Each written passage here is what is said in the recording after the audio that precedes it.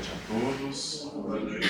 É uma alegria estar aqui no CRE para mais um papo entre nós. Que Jesus possa nos abençoar, abrir os nossos corações em luz, para que nós compreendamos um pouco melhor o seu Evangelho Redentor. A palestra de hoje tem como tema, está na Palavras de Vida Eterna, pelo Espírito Emmanuel, pelo médium Chico Xavier. A lição é a 122, Convite ao Estudo. Só que eu vou colocar o óculos, né, gente? Estou lendo sem óculos, não está ótimo. Estou dando um susto agora. É sinal de que estou enxergando bem ainda, né? Tomei um susto, eu estou lendo sem óculos. Então a epígrafe, agora estou vendo até melhor as pessoas. A epígrafe é: e vós também, pondo nisto mesmo toda a diligência, acrescentai à vossa fé a virtude e a virtude a ciência. O que será que esse trechinho da segunda epístola de Pedro quer nos dizer? Quer nos dizer muitas coisas. E uma dessas coisas é que nós devemos aliar a nossa sabedoria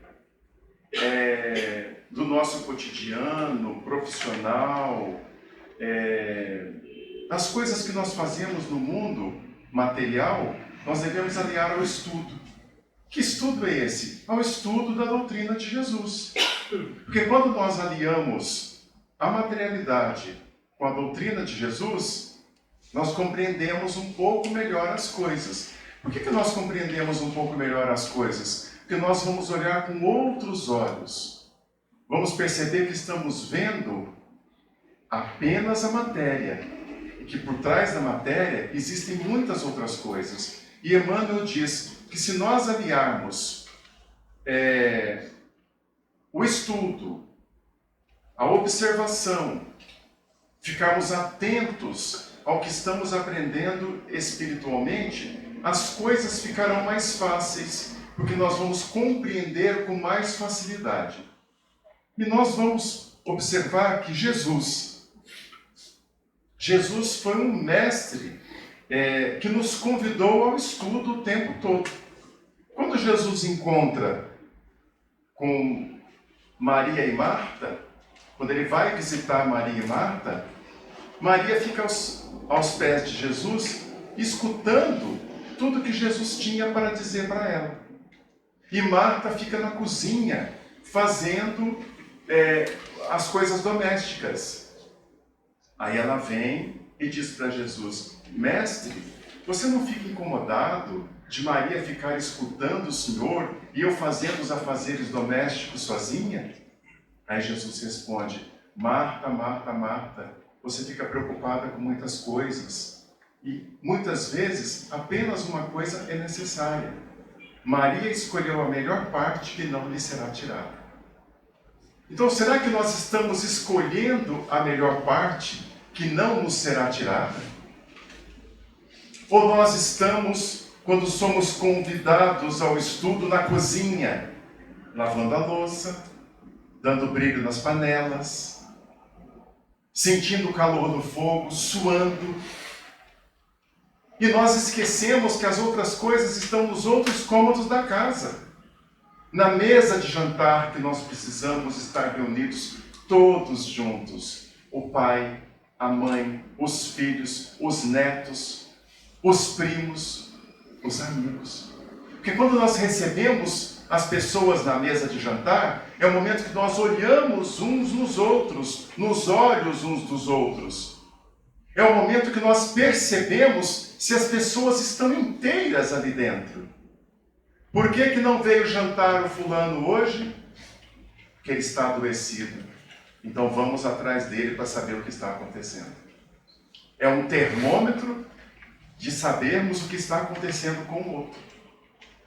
Então Maria escolheu a melhor parte, por quê? Porque ele estava aprendendo com Jesus. E olha a didática de Jesus. Um convite ao estudo. Quando Jesus diz isso para Marta, ele diz isso para todos nós, E Marta deve ter aprendido muito naquele dia, e Maria também. Agora, será com que tudo isso que Jesus nos diz, nós continuamos lavando os pratos e fazendo a comida e não observamos o interior das pessoas que estão ao nosso lado? Às vezes o outro está triste e nós precisamos ler as pessoas pelos seus corpos, como elas estão sentadas, se elas deixaram de sorrir, se elas deixaram de abraçar, o que elas deixaram de fazer. Nós somos livros abertos.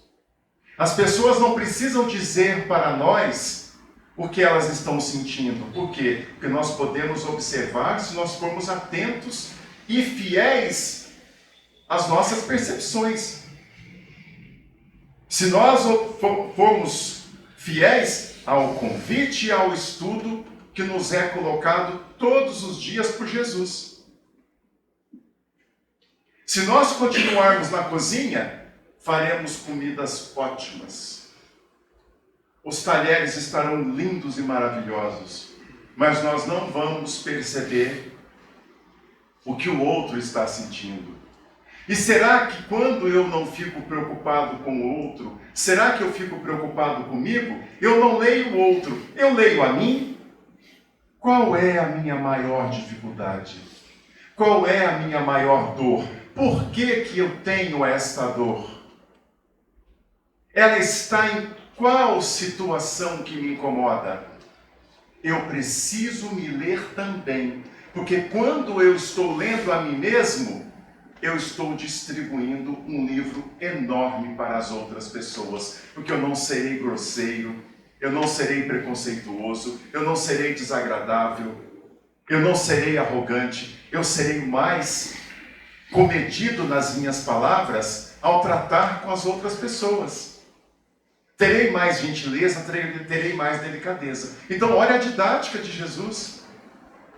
E nós não precisamos ficar aos pés de Jesus, como Maria ficou. Jesus nos convida para ficarmos do lado dele. Maria ficou aos pés porque ela estava muito comovida naquele momento. Mas podem ter certeza que Jesus deve ter convidado: Maria, fique ao meu lado, para que nós possamos conversar melhor. Então, Jesus não está pedindo que nós fiquemos aos pés dele, ele não precisa disso. Um espírito puro, extremamente consciente de suas potencialidades. Então, ele era humilde e continua humilde, estando aqui nesta noite, através do seu Evangelho Redentor. Então, não precisamos ficar aos pés de Jesus. Temos vontade de ficarmos aos pés de Jesus, porque deve ser bem bom. Eu gostaria de ficar aos pés de Jesus, quietinho, fala comigo, Jesus. Eu gostaria de te ouvir, mestre. Conta a tua história, conta a sua história. Primeira coisa que eu perguntaria: de onde você veio? Onde você evoluiu? Teríamos uma prosa boa. Seria muito bom. Mas eu tenho certeza que ele gostaria que nós ficássemos lado a lado com ele. De mãos dadas, porque é muito mais fácil de seguir em frente. Jesus não gostaria que nós ficássemos aos seus pés.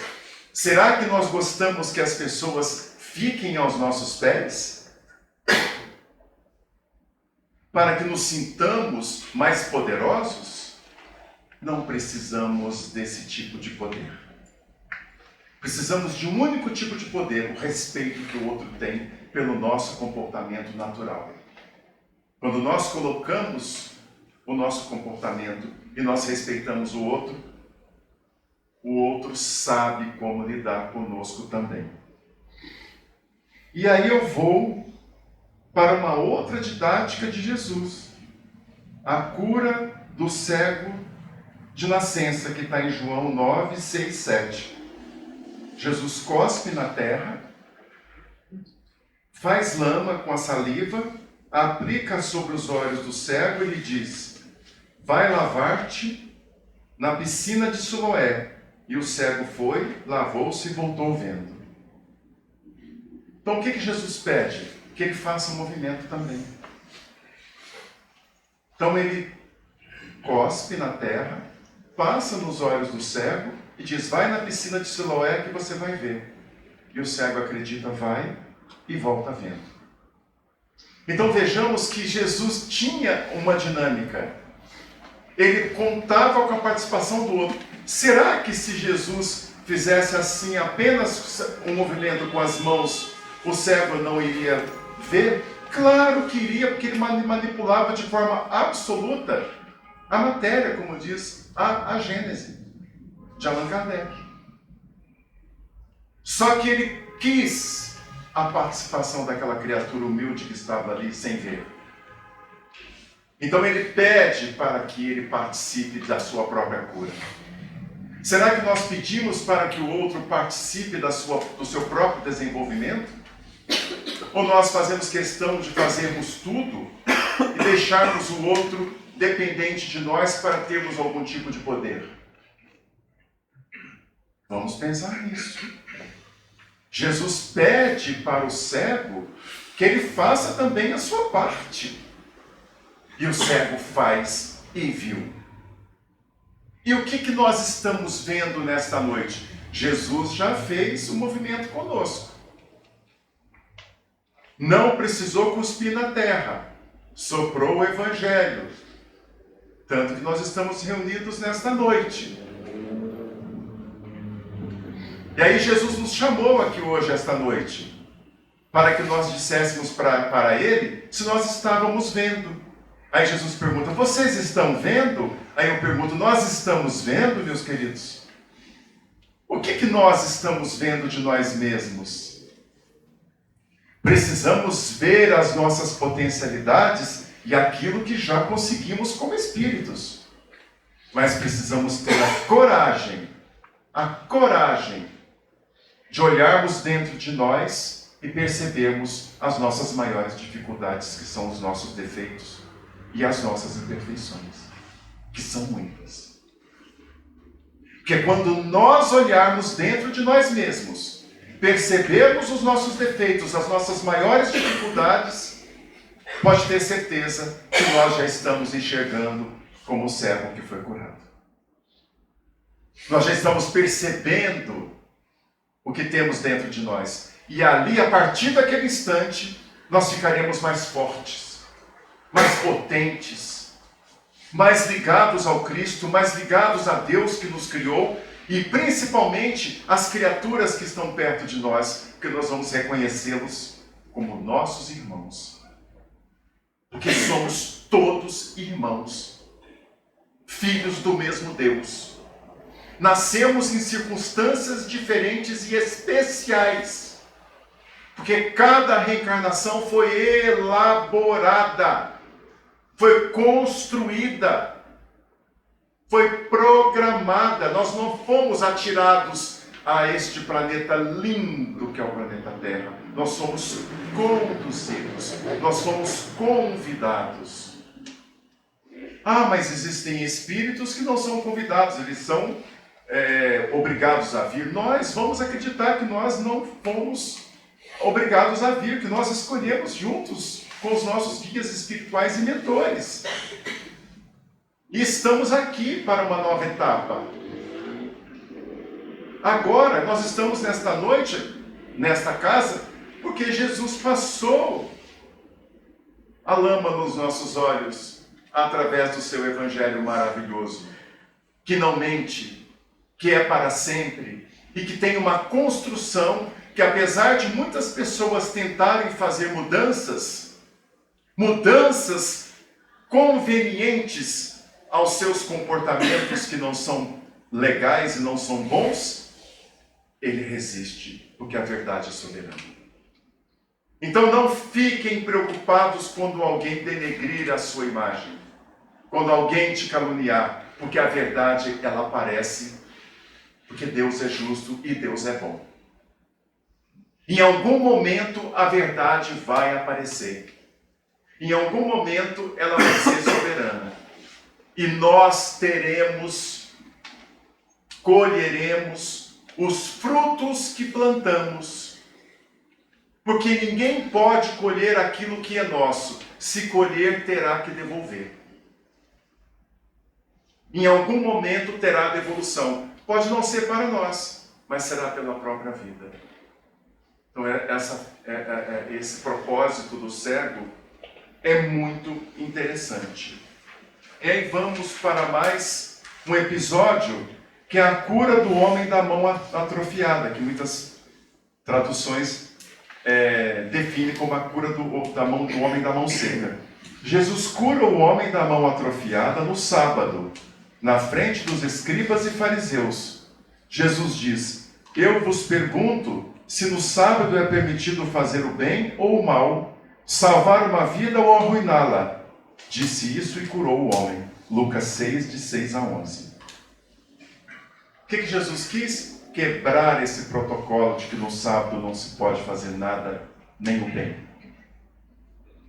Então Jesus ele tinha uma didática, é um convite ao estudo daquelas pessoas que achavam que sabiam muito, que eram os escribas e fariseus. Aí Jesus cura aquele homem da mão atrofiada, no dia de sábado, de propósito, para dizer: não tem dia para se fazer o bem. E nós não devemos fazer o mal. Nós não devemos negligenciar o bem. Porque o bem deve ser feito em todos os lugares, todos os dias e em todos os momentos. Porque nós somos filhos de Deus e irmãos de Jesus. E Jesus foi lá e quebrou o protocolo. Vejamos que ele não tinha tempo de pedir para o homem do mão seca ir lá em Siloé, porque os fariseus estavam ali. Aquele povo que precisava aprender estava ali. Então a didática era: eu curo já, porque as pessoas precisam agora de ter esse aprendizado. E quando ele oferece a cura para o homem da mão atrofiada, ele não oferece ouro, prata. O que ele oferece? A possibilidade que ele teria naquele instante de trabalhar, de ter os filhos dele. Se ele já tinha filhos, de acariciar os seus filhos, de pegar os seus filhos no colo e de produzir alguma coisa. Como que nós estamos utilizando os nossos corpos, a nossa inteligência, as nossas mãos? Como que nós estamos utilizando a nossa sabedoria, as nossas escolhas? Nós estamos olhando lá na frente ou estamos apenas contemplando a retaguarda? Vamos observar isso. Olha a didática de Jesus, o convite ao estudo. E tem uma fala do Evangelho que é muito bonita, que diz: se permanecerdes na minha palavra, sereis verdadeiramente meus discípulos e conhecereis a verdade, e a verdade vos libertará. João 8, 31 a 32. Como que a gente conhece a verdade? Estudando. Como que a gente conhece a verdade? Confrontando a mentira com a verdade. Não confrontando as pessoas.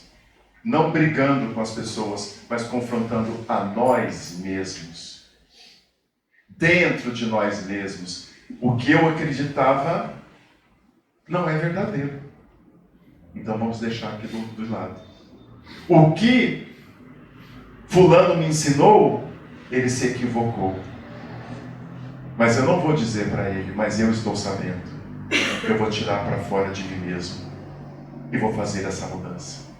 Porque quando nós fazemos mudanças, nós desabrochamos. Vamos observar a natureza, como ela nos convida ao estudo. A rosa do deserto prospera e fica linda num lugar seco que não tem nada. Se adaptou. Quando tem uma tempestade muito grande, o rio sai, a chuva vem e alaga todos os lugares, a terra vai e seca. E vai se adaptando. E nós? Ficamos reclamando quando vem o vendaval?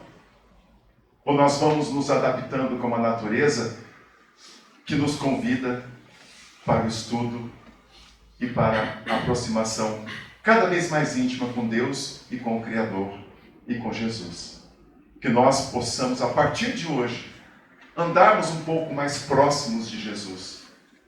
No comportamento, que a melhor forma de ensinar o outro é agindo no bem. Nós não podemos dizer para o outro fazer alguma coisa se nós ainda não fazemos.